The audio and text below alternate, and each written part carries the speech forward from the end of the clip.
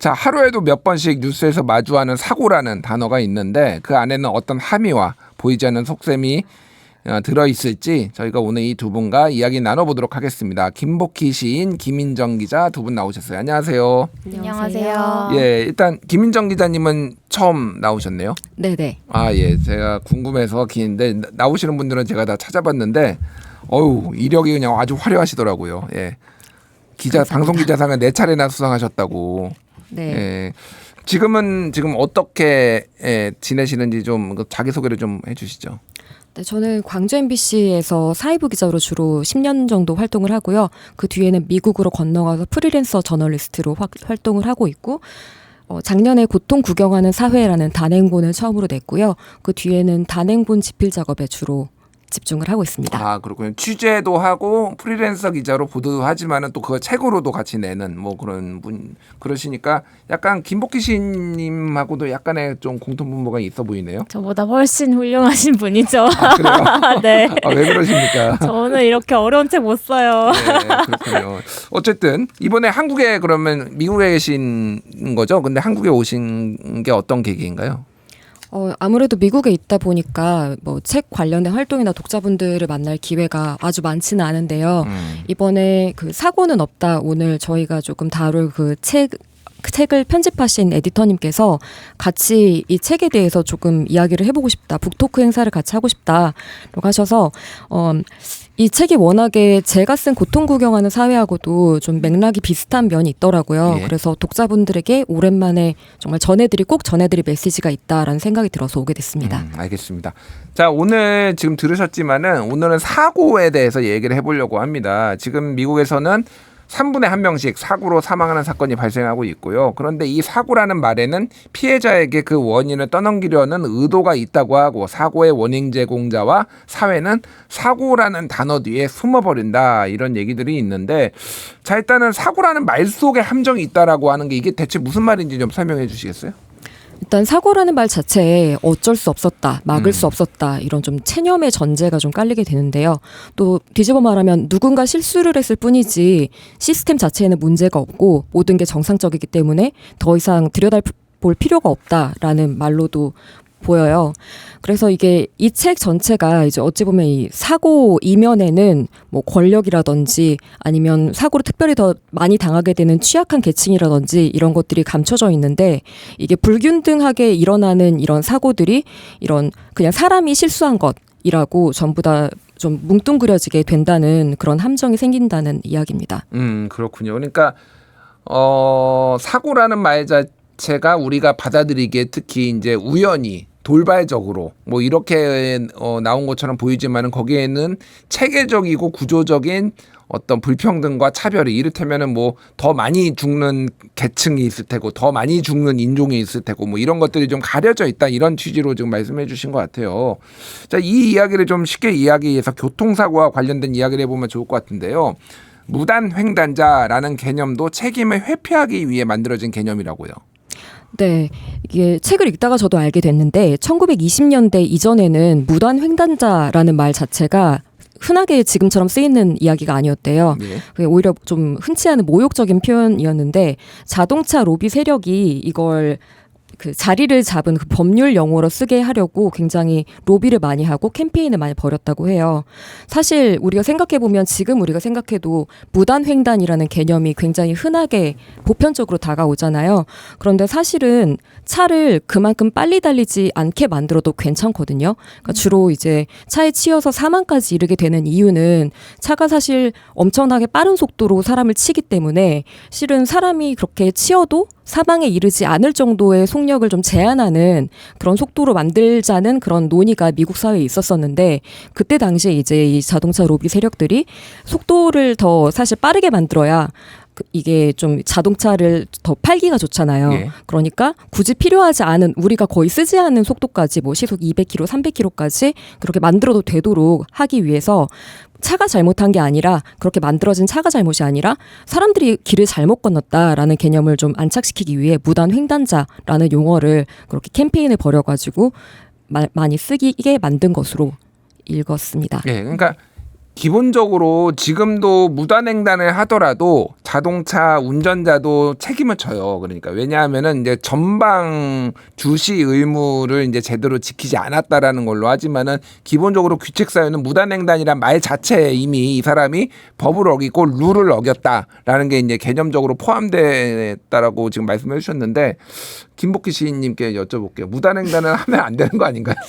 아니 안 돼. 지금 이제 제가 교육 받아온 바로는 무단횡단 하면 안 되죠. 이거 손 항상 들고 이렇게 네. 우리 건너야지 길 건널 때는. 막 항상 그렇게 배웠죠. 예, 특히 저는 예. 키가 작아서 항상 손을 들고 길을 건너라고 횡단보도에서도 안심하지 말라 이런 얘기를 들었었는데 예.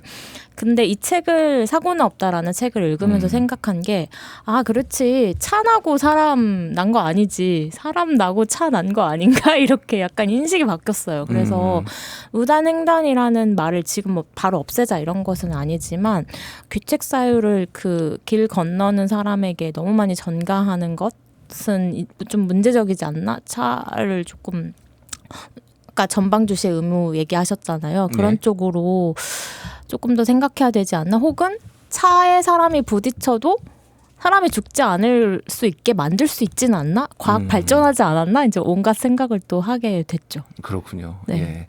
자율주행 자동차도 사고를 냅니다. 하지만 그래서 드물지만. 문제예요. 자율주행 자동차가 사고를 내면 누가 책임지냐는 거예요. 그거를 저희가 지난 목요일에 아주 진짜로. 자세하게 네. 얘기를 했기 때문에 다시 한번 보시면 좋겠고요.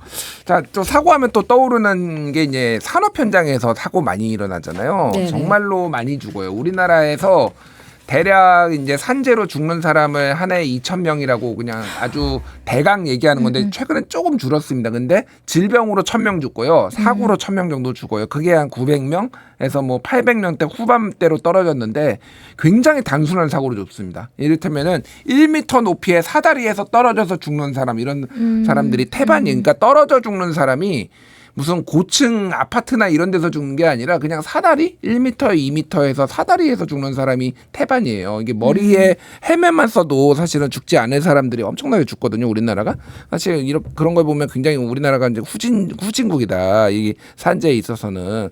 근데 노동 현장에서 벌어지는 사고들 또 좀 이 비슷하게 좀 책임 전가하는 것들이 있다라는 내용이 좀 들어 있어요.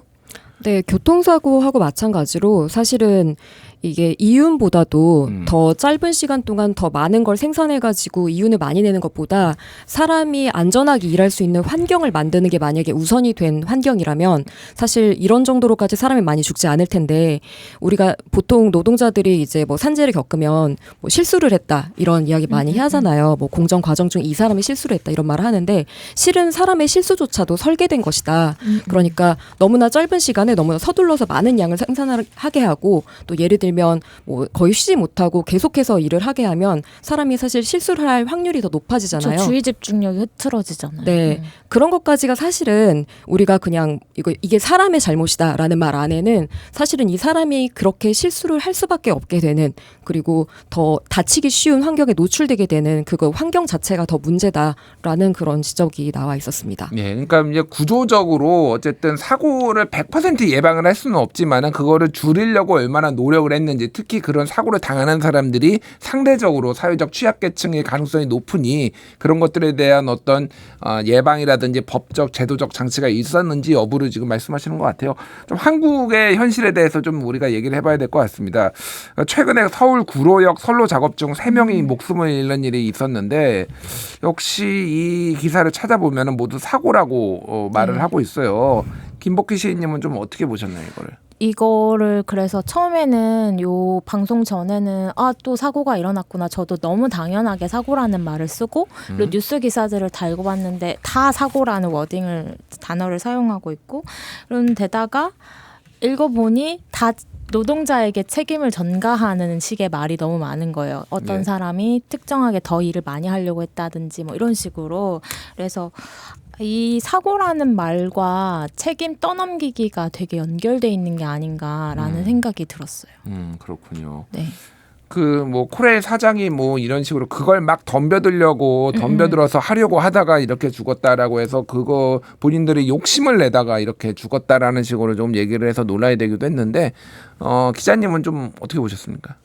뭐 사실 산재 기사를 찾아보게 되면은 늘 비슷한 생각이 좀 드는데 이게 사실 기사 제목도 그런 거 많이 나오잖아요. 막을 수 있는 사고였다. 근데 이번에도 뭐 마찬가지로 이 사고가 난 과정 자체가 어떻게 생각하면 이걸 왜 하지 않았지 하고 좀 어이없는 과정을 거치거든요. 예를 들면 사실 선로 2개에서 작업을 하는 차가 이미 있었는데 다른 차가 들어오다가 사고가 난 거잖아요. 예. 그렇다면 두 차량 사이에 사실 어떤 소통만 제대로 있었어도 혹은 그 2년 전에 들어왔다는 그 모터카가 예. 이제 다른 선로까지 침범하는 형태로 이렇게 원래 만들어져 있는데 그게 2년 전에 이미 들어온 게 2년 전인데 미리 그런 부분에 대한 안전 대책을 충분히 만들 수 있었잖아요. 근데 그럼에도 불구하고 그 두 가지 모두를 하지 않았기 때문에 지금 이런 사고가 난 거고 실은 이건 아까도 기자님께서 말씀하셨지만 좀 후진국형 사고에 이것도 가까운 것 같아요. 이미 충분히 너무 심플한 것들을 고치면 됐었는데 그런 것들을 하지 않다가 사람이 죽어버리는 그러니까 사실 이런 산업 현장에서 사람의 생명이 가장 우선시되고 있지는 않다 그런 생각이 좀 들었습니다. 그렇고 지난 5월이 이제 구의역 사망 스크린도어 이제 사망 사고 8주기였고 이런 일이 좀 벌어지면 안 된다라고 굉장히 이제 또 언론에도 보도가 많이 나고 그랬는데 그냥 비슷하게 계속 나는 것 같아요. 사실 이게 우리도 굉장히 좀 무뎌지는 거 아닌가. 또 사고가 났네 그랬는데 올해만 지금 지하철 노동자 사망 사고가 4번째 지금 벌어졌다고 하는데 이게 잘 기사도 안 돼요. 기사화도 안 될 정도로 그게 그냥 사고로 말씀하신 대로 사고로 하나로 우리가 좀 잊혀지는 게 아닌가 그런 생각이 듭니다. 자, 이태원 참사 좀 큰 참사를 좀 얘기를 해볼게요. 네. 그러니까 이태원에서 있었던 12구 참사의 경우에도 사고에 대한 한국의 현실이 좀 고스란히 드러난 것 같은데 일단은 이거를 참사라고 뭐 보통은 얘기를 하는데 이거를 이제 사고라고 얘기를 하시는 분들은 뭐 놀러 가서 죽었다라고 얘기하게 되면 뭐 이런 반응들이 좀 나오는 것 같습니다. 일단 이태원 참사 때는 그러면 한국에 계셨나요, 김 기자님은? 그때는 제가 미국에 있었는데 예. 그 이제 CNN이라는 매체에서 저 한국인 기자로 이제 프리랜서로 그 취재를 좀 함께 했습니다. 그래서 영상 부분이라든지 아니면 한국 쪽 취재 부분을 제가 이제 리모트로 원격으로 좀 맡았었습니다. 그러니까 이 상황을 취재를 하신 거군요. 그때는 예, 그러니까. 그렇고 맞습니다. 좀 취재를 하시면서 좀 어떠셨나요, 당시에? 일단은 뭐 다들 근데 비슷한 걸 겪으셨을 것 같아요. 계속해서 그 많은 영상들이 워낙에 많이 쏟아졌었고 그리고 그런 영상들이 돌면서 많은 사람들이 이걸 사실상 간접 체험을 하는 셈이 되다 보니까 또 다들 이 사고에 한마디씩 그러니까 이 참사에 한마디씩 얻는 그런 현상이 좀 일어나게 됐고 이제 너무나 많은 말들이 퍼지다 보니까 사실 사람은 그 책에도 등장합니다만 그걸 방어적 귀인이라고 한대요. 그러니까 이게 너무 불편하잖아요. 예. 이런 일이 일어난 것 자체가 너무 끔찍하고 고통스러우니까 이게 나의 심리를 너무 위협을 하는 거죠. 그래서 이게 그러면은 사람을 누가 잘못했는지를 찾아가지고 탓을 하기 시작하면 이게 굉장히 간단하게 해소가 되거든요. 그래서 거기에 갔던 사람들이 잘못이다라는 식으로 말을 하는 사람들이 일부 생겨나게 됐고 이게 의도가 뭐가 됐던지 간에 굉장히 이제 피해자분들에게는 좀 끔찍한 트라우마를 남기는 그런 잘못된 일들이 좀 일어났던 것 같습니다. 그렇군요. 김복희 시인님은 어떻게 좀 보셨습니까? 이 사고를 대하는 대한민국의 모습. 이때 당시에 저는 제가 가르치는 학생이 여기에 있을까봐 굉장히 겁에 질려 있는 상태였고 예. 연락을 막 하고 그런 상황이었는데 그러고 나서 이런 이제 일련의 사고를 다루는 언론의 모습 그리고 사고 책임자를 찾지 못한 지금 상태 뭐 이런 것들이 굉장히 분노했었고 세월호까지 연결이 돼서 되게 많이 생각이 났고 이런 일이 다시는 일어나선 안 돼요. 이것은 사고가 아니라 명백하게 참사로 규정해야 되는 것이 아닌지 이런 생각을 다시 한번 굳혔던 것 같아요. 사고라고 했을 때 내 마음은 편할 수 있지만 피해자를 탓했을 때 편할 수 있죠. 아까 말씀해 주신 것처럼 멀리 떨어져서 관망할 수 있으니까. 그런데 그렇게 해서는 또다시 이런 일이 반복되지 않을 거라고 누가 얘기할 수 있을까 싶어요. 뭐 이제 이거는 뭐 사회적 참사가 사실상 분명하기는 한데, 그러니까 이런 것 같아요. 저는 이거를 이제 여러 가지 사회적 참사들을 보면서 이거를 대하는 방식이 결국은 책임자 처벌에 대해서 그리고 책임자가 제대로 처벌이 되지 않은 현실에 대해서 굉장히 얘기를 하는 한 축이 있고요. 하나는 이거를 재발이 안 되도록 하는 게 중요하다라는 얘기를 이제 하는 쪽에 한 축이 있는데 사실은 이 얘기를 하는 게 언론도 있고 그러는데 책임자 처벌을 피하기 위해서 이쪽에서 지금 책임자 처벌이 중요한 게 아니라 이 사람들, 그러니까 이게 이런 참사가 다시 벌어지지 않게 하는 게 중요하다라는 얘기를 항상 하시는 분들이 있어요. 두 개가 같이 가야 되는 거 아니에요? 둘 다 안 됩니다. 제가 보니까 이것도 안 되고 미치겠네. 저것도 안 되고 다 안 되는 상황에서 매번 네. 이렇게 사고들은 계속 이렇게 쌓여가는 거 아닌가 뭐 그런 생각이 많이 들어요. 그래서 글쎄요, 이제 이게 사고는 어쨌든 그냥 자연 발생적인 건 아니다. 영어로는 사고를 액시던트라고 하나요? 네, 액시던트라고 합니다. 약간 모습 보이지 마세요. 근데 미국에서 계시면 근데 약간 근데 액시던트 자체가 말 자체가 조금 우연적인 이런 거를 좀 내포하고 있는 거 아닌가요? 네, 네, 그렇죠. 우리나라에서의 사고라는 말의 뉘앙스하고 또 똑같은 것 같아요. 같은 것 같은데요. 그래서 일단 이건 사고였다라는 말 자체가 실수로 인해서 일어난 거고 어쩔 수가 없었고 그냥 우연히 일어난 거고 이변이다. 예. 원래 잘 안 일어나는 그쵸. 건데 되게 놀라운 우연으로 발생했다. 정상적인 상황이라면 모든 게 다 괜찮은데 어쩌다가 그냥 우연히 어쩔 수 없이 발생했다. 그런 뉘앙스가 좀 강한 담겨 것 있어요. 같아요. 그렇군요. 어쨌든 그런데 사고가 지속되고 반복되고 계속 동일한 패턴으로 난다라면은 그거는 뭐 이렇다면 천재지변으로 갑자기 뭐 이런 게 아니라면은 이거는 이제 사고로 볼 수 없다. 우리가 일반적으로 생각하는 사고로 봐서는 안 된다. 이게 지금 핵심인 것 같아요. 그러니까 예, 알겠습니다. 자, 그럼 사고를 뭐 100% 막을 수는 없어요. 이 재해라는 것, 뭐 재난이라는 것도 그렇고 사고라는 것도 그렇고. 근데 중요한 거는 이런 식의 사고를 조금 줄이려면 어떻게 해야 되는지 이거를 좀 얘기를 좀 나눠봐야 될 것 같습니다. 기자님이 보시기엔 좀 어떤가요? 사고 없는 나라 혹은 이제 사고라는 단어를 쓰지 않는 나라가 되려면 어떻게 해야 될까? 근데 저희 뭐 세월호 참사 당시에도 저희가 좀 그런 이야기 많이 했었잖아요. 안전 불감증 그리고 국가의 재난 대응 시스템이 제 역할을 못했다.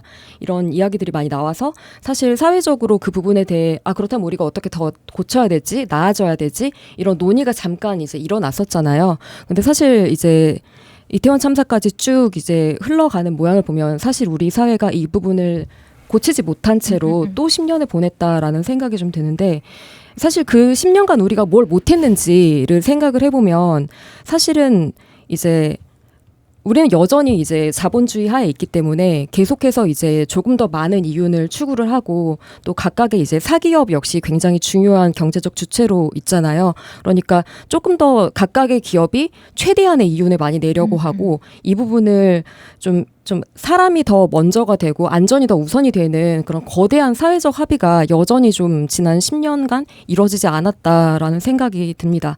사고가 없는 나라가 되려면 사실 이 책에서 하고 있는 어떻게 보면 좀 급진적인 주장이 그건데요.